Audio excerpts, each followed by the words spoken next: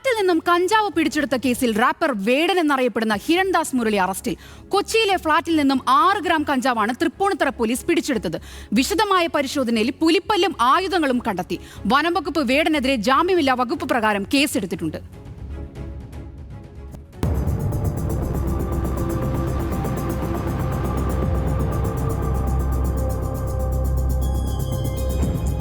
ഇന്ന് രാവിലെ വേടന്റെ ഫ്ളാറ്റിൽ എറണാകുളം ഹിൽ പാലസ് പോലീസ് നടത്തിയ പരിശോധനയിലാണ് 6 ഗ്രാം കഞ്ചാവ് പിടിച്ചെടുത്തത്. രഹസ്യ വിവരത്തെ തുടർന്ന് പോലീസ് എത്തിയപ്പോൾ ഫ്ളാറ്റിൽ വേടനടക്കം 9 പേരുണ്ടായിരുന്നു. പോലീസിന്റെ ചോദ്യം ചെയ്യലിൽ കഞ്ചാവ് ഉപയോഗിച്ചിരുന്നതായി വേടൻ സമ്മതിച്ചു. കഞ്ചാവിന്റെ ഉറവിടത്തെക്കുറിച്ചും വേടൻ മൊഴി നൽകിയിട്ടുണ്ട്.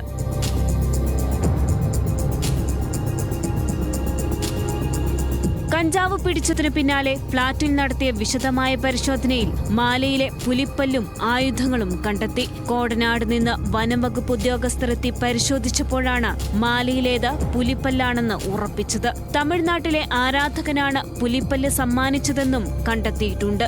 ഇതോടെ വനംവകുപ്പ് വേടനെതിരെ ജാമ്യമില്ലാ വകുപ്പുകൾ ചുമത്തി കേസെടുത്തു.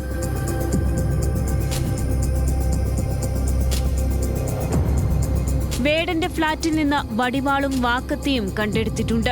അതിനിടെ സംസ്ഥാന സർക്കാരിന്റെ 4ാം വാർഷികാഘോഷ പരിപാടിയിൽ നിന്നും വേടന്റെ റാപ്പ് ഷോ ഒഴിവാക്കി. കഞ്ചാവ് കേസിൽ കസ്റ്റഡിയിലെടുത്ത സാഹചര്യത്തിലാണ് തീരുമാനം. ന്യൂസ് മലയാളം, കൊച്ചി.